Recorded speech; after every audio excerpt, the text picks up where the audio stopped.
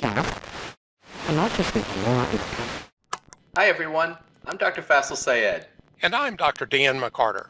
and you're listening to Faisel and Friends, where we believe access to primary care is a right, not a privilege. Today, we're talking to Dr. Mike Cantor from the Cantor Group about caring through connection. Let's dive right in. Hello, Dr. Cantor. It's good to have you on the show today. Welcome. Thank you. Great to be with you. Really appreciate it. You know, Dr. Cantor, we love doing a Meet the Doctor. We love starting off, especially with doctors like yourself, geriatrician. You've been a chief medical officer, in different capacities, and you're also an attorney. So I'd love to hear your story about your pursuit of becoming a physician. Great. Yeah. So I was lucky in that it's partly genetic. So my father was a primary care physician. He was an osteopath who worked in solo family practice. My mom worked in the practice with him. And so I grew up hearing stories about the challenges of taking care of patients. And he took care of the kids, the parents, the grandparents. He was a true family doctor. And also heard about the travails, the challenges with the health plans and the problems of running a small business and sort of how to provide the best possible care. And because of those challenges, the recognition that the healthcare system wasn't delivering the best care for everyone every time, that we needed advocates, people who would be able to push and make improvements in the way we took care of patients, the way we paid for care to make it more today, all these years later, what we might call the triple aim, quadruple aim, quintuple aim, depending on who you ask. But the core idea of providing better quality care, reasonable cost, and great patient experience and better experience for the providers.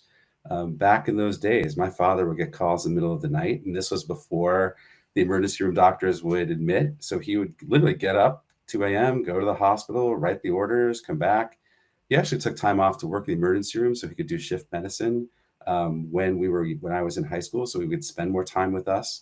So balancing the challenges of having a family and a very busy professional life, something that I grew up with and learned kind of how to balance that, how to make decisions, allowed me to be around for my kids when they were going through important things. It's something that's still a challenge, and it is for all physicians because none of us expect work for 40 hours a week. And so the privilege of taking care of patients, the privilege of being there at life's most challenging and awesome moments, literally from birth to death, that is not an 8-hour job. It is part of who you are. It is your mission. It's your calling. Yeah. And it's what makes it such a special opportunity. A lot of people, a lot of physicians, you ask them, would you tell your kids to go into medicine? They say no. And that's not me. My son's pre-med. He's a sophomore at Washington University.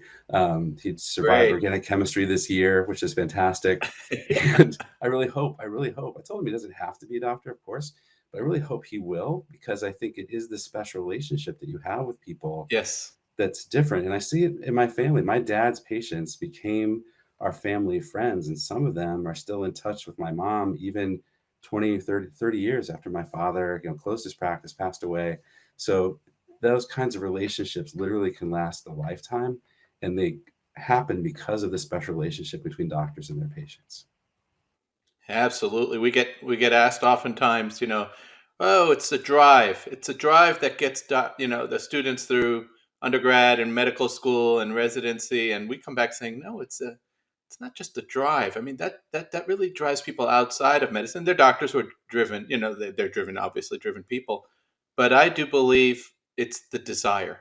When you have the desire to help people, when you have people like your son who's going through organic chemistry right now, obviously there's a lot of drive that's involved to get through that. Yeah. But also, like you said, it's that desire to help people, because the doctor-patient relationship is a sacred relationship.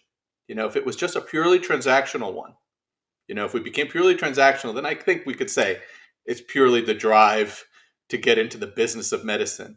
But it's not. I think there's a balance between the two, and I think for most of us, it's a desire to help people.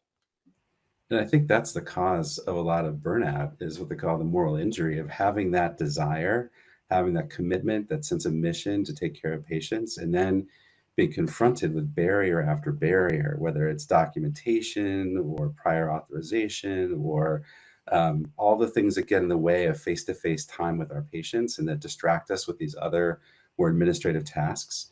It's a big part of why I do what I do, because I really believe that we should do everything we can to enable doctors and their teams to engage with people in a more consistent way that doesn't require difficult choices between, do I spend time with my EMR or do I spend time with a patient? Not that that's a difficult choice, but we need to keep pushing away these obstructions, the barriers that get in the way of good patient care and relationships between patients and their healthcare teams and their doctors. You just reminded me of something. I was in clinic on Wednesday, and we had a situation where one of the toilets was clogged, and I just overheard a conversation. It's a new center, one of our new centers, not fully staffed. We have one doctor and one nurse practitioner, and I heard them saying that oh, somebody must have put too much paper or the wrong kind of paper in the toilet. And I started walking over to the bathroom to see what I could do to help. And the staff stopped me and said, no, no, no, just because you can do it doesn't mean you should. You got to go see that. There's a patient who showed up on schedule.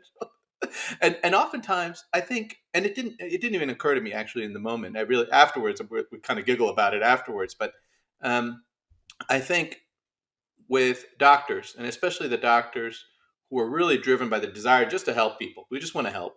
We want to help it. Just because we can do something doesn't mean we ought to be doing it. That's where the power of the team comes in. Whether we're talking about, like what you said, with all the administrative sort of work that doctors can do, but really, somebody else would probably be better qualified to handle, whether it's on the computer end or even with the plumbing. Exactly right. And I think that your example is a funny one, because you're right. We're trained. Our instinct is to help regardless of the problem, and we're not as good at focusing on the things that only we can do.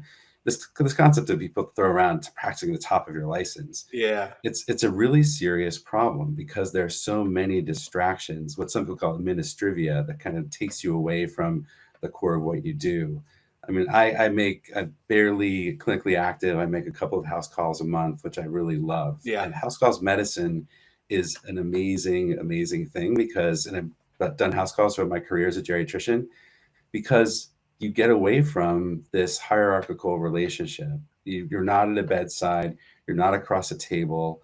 You walk into someone's home, you can literally see, smell what's going on there pretty quickly. You get a comprehensive picture, and you sit down as a guest in their home and have a conversation as a guest. And again, the relationship that enables. And the other thing about that is you listen differently, because it's their home and you are that guest. And I made a house call a few weeks ago, and as I was walking out, I was walking with a caregiver of a patient who actually was young. He was in his early 60s. He had a heart attack a couple weeks before that, was in the hospital. He was on dialysis, a longtime patient with diabetes. And she said to me, thank you for listening to him, because he doesn't always feel like people listen. And so one of the ways that we help is by validating and being present and witnessing what the patients are going through and their families. And to me, I try not even to think of them as patients. I think of them as people, because my job is, as a doctor, to take care of them as a patient, but to really understand who they are and to have that connection, you have to literally listen to them, not just with your ears, but resonate with them emotionally. You have to be able to, the countertransference that our psychiatry colleagues talk about a lot, which makes a huge difference in diagnosing and understanding what's going on with someone. And so the lost art of listening, the lost art of observation, paying attention, those are things that if you let the EMR distract you, if you let if your cell phone going off or text messages, there's so many distractions. Being really focused, paying attention, listening, being in the moment with the patient and their family, especially at home. Usually there's a family member there too, which is great. Yeah. It's incredibly rewarding, because you feel like you have validated, even though you haven't done anything, even though I haven't treated the person physically or given them anything or maybe even prescribed anything. We often forget that just that presence, if we do it the right way, makes a big difference for the people who we're working with. So, the patients tell us. They tell us all the time. And actually, there's a difference between being spoken to and speaking with. There's a difference. It's a difference, and especially when you're a patient or you're someone who's on the side of the patient. You have the doctoring side, and then you've got the other. And then you mentioned about being a geriatrician. You're still working as a geriatrician, so you're still seeing patients as a geriatrician. What made you pursue geriatrics?